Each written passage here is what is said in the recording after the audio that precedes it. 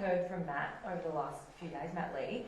Can you let us know from your side what it was that sort of sparked it for you? What was that upset you so much in that moment?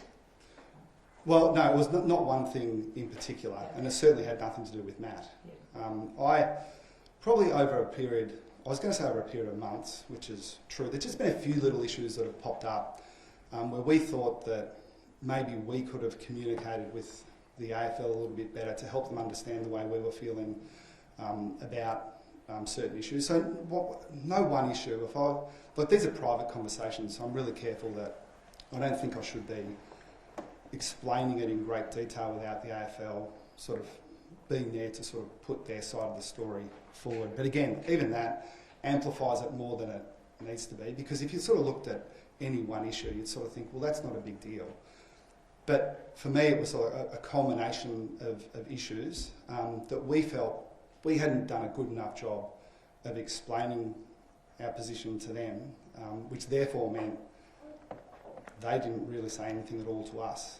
And so, I didn't handle a certain situation as well as I would have liked to, and let my frustrations get the better of me. And for that, I spoke to the person involved, and like even from their side, they kind of acknowledge, okay, there are sort of some frustrations that built up, but yeah. So for me specifically, taking it away from the I should have handled that situation better. But I also acknowledge that it was a private conversation, and sometimes private conversations become public, and it would become a lot easier if you actually did litigate all those issues in an attempt to help people understand why those frustrations were so acute. But I don't think that's fair on them. So I kind of get that there would be interest from other people, there'd be extrapolation, and there'd be innuendo and suggestion around what those things might have been. You brought up Matt specifically, that's not true, so I'm happy to push back on that. The other things, again, I said frustrations over a couple of months. There've probably been frustrations with the AFL over a period of, I'm going to sort of bring it back to March 2020. But that's across the whole industry. And I'd make the observation that I think that tension that exists between, say, the clubs and the AFL, for example, is actually a positive thing. Because where our aims aren't always perfectly aligned, and that's a good thing, because it's impossible to get them aligned anyway. And you actually want a little bit of tension in between them, because if the pendulum swings too far, then, for example, we just get horrendous commercial outcomes for the game. Or if it goes too far the other way, and we just say, these are what the rules should be, come rain, hail or shine, then yeah, you run a perfectly organised competition that prioritises integrity over everything else, but then the game doesn't make any money and everyone suffers, especially down at grassroots level. So this is sort of an expansive way of trying to explain that tension exists. Now, I think it's good.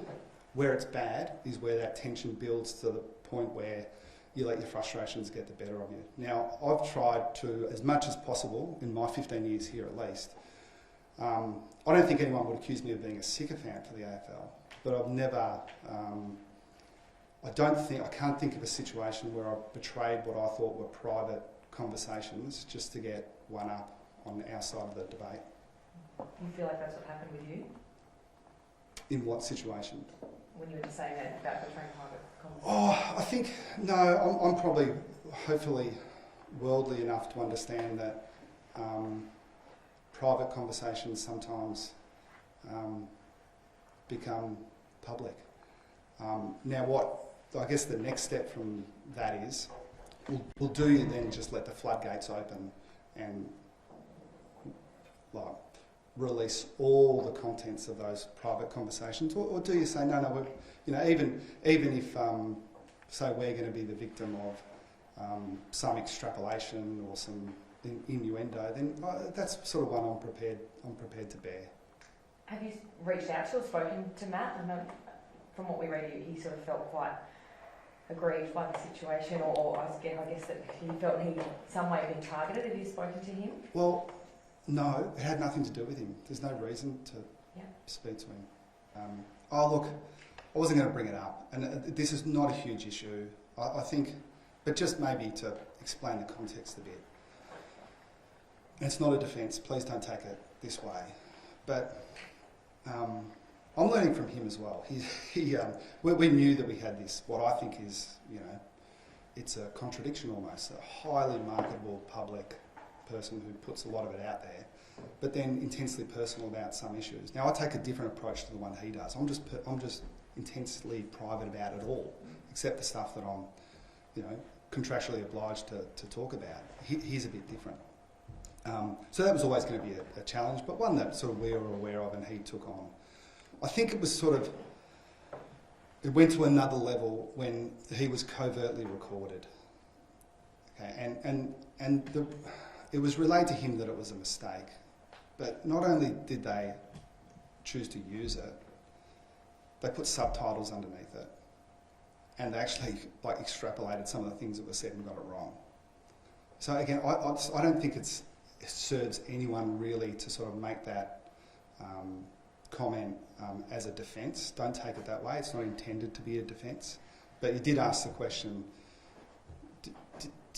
why did he sort of lacking trust? And I guess why I'm saying I think he's probably, and I overreacted a little bit in the moment because I thought that was a real betrayal. I thought we kind of have this implied deal. You guys come in, we'll show you as much as we can. I don't think that extends to filming players when they're in what they consider to be compromised positions with their pants down or whatever, but it's still not a huge deal. That stuff happens game day as well. So given both of us probably overreacted to that a little bit, when you take a step back, you say, well, when was the last time that happened? Well, I can't remember it happening, and it's unlikely to happen again. And if you assume good intent, then it was almost certainly just one of those things. But when it became clear what they thought it was just too irresistible not to use. Does that feed to what you were saying earlier about this culmination of things with the AFL? Yeah, so now I've sort of betrayed a little bit of that private, because that's I guess that's part of it, Lauren. It is. Have you actually raised sort of all of this with them, or is this something that you will do hopefully after next week? Yeah, I don't always get this stuff perfect. I probably acknowledge now I think about it, I'm sort of talking about private conversations should be private, and occasionally maybe I do talk about things that would be better to be thrashed out with the decision makers at the AFL in private. And when we do that, it's always valuable. Often you come away and you think, that didn't go so well for us, but there was still something good that would come out of it. And so given I've let that sort of slip a little bit, we clearly didn't communicate to them in a way where they felt it was important enough to communicate back to us. So, on reflection, I think, well, that's kind of on us. You can't just sit back and expect that if they don't understand the situation that they're going to get on the front foot and come and work through some of these things. But again, I put that in the category of a number of things, of which that was only one. Are they both regrettable incidents, Chris? Like looking back at it, your incident Baileys, are they both regrettable the way you guys portrayed yourselves? Yeah, of course, but I think I've spent 20 minutes explaining that. In a football sense, Bailey's headspace, you're confident that he's ready to sort of put this behind, and it wasn't the break week that anyone wanted in the headlines, but be ready to go on Friday night? Yeah, but again, yes, I think so. I think I don't think you should underestimate, one, my ability not to be aware of some of this stuff, and two, our ability to concentrate on what we need to concentrate on.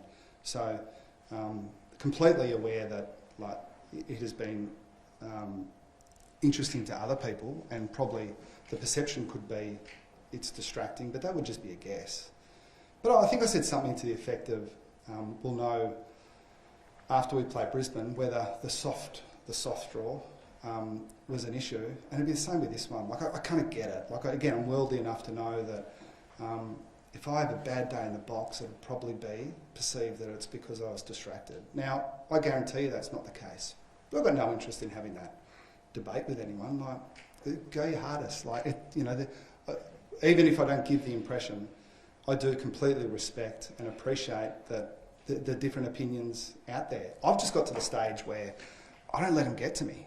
Like, I don't even try to assess whether I agree with some of the opinions or not. I just like to think about our world and what we need to do, the way I see it, and not be influenced by others. And that sometimes, I guess, I'm assuming that's to my detriment, because there are some really smart people out there with an interesting take on the game. I've never been less aware of them. And I guess we've got a bit of a safety net there, because we've got some people internally that consume it more than I do. So if there is some interesting stuff, I don't think it slips through the net, but it's very rarely me coming to the table saying, Lauren brought up this issue I thought was really smart, and maybe we should explore it with the greatest of respect. Sorry. No, you're right. Is there more tension in the group this final series than before? Is that perhaps a reason why there's been these run-ins? It's a tense time of year, but again, it's the price of admission. Like, I always find it difficult to even think or put myself in the position 12 months ago of how we were feeling and what the atmosphere was like. But again, I'd reiterate, if you're in this game, especially if you have a modicum of success, or I guess at the other end, if you have no success, you're going to have periods of tension. And saying, hey, look, it was a really highly charged, tense environment, and so that makes it okay that I responded in a way that I shouldn't have. Like, yes, it's tense. Is it part of it? Probably. Is it an excuse? No. But it is like that tension is also, there's two sides of that coin. There's the tension that manifests in a bit of anxiety and sweaty palms, but then there's the other part that's, as close to, the exhilaration that you get from jumping out of a plane as you can get, in your life. It's, again, I sort of look at it as the price of admission. You can't get this feeling and have this, opportunity in front of us without wearing the fact that, there's going to be some bits that are less than comfortable. In the conversations you've had with Bailey, are you certain that an incident like this won't happen again, considering it has happened several times with Ben on course? Oh, I'm not aware of that. So, because I'm really careful not to be defensive, but I'm also not going to acknowledge things that I don't believe to be true. There was a minor incident with Alice, a second one earlier. Okay. So can you repeat your question? Yeah, are you certain in the conversation you've had with Bailey that an incident like this won't happen again? I take a level of responsibility for the way our players behave. It's a big risk to say that. Like, it's kind of like a politician saying that they take complete responsibility for the behaviour of their citizens. That's an impossible responsibility to take on.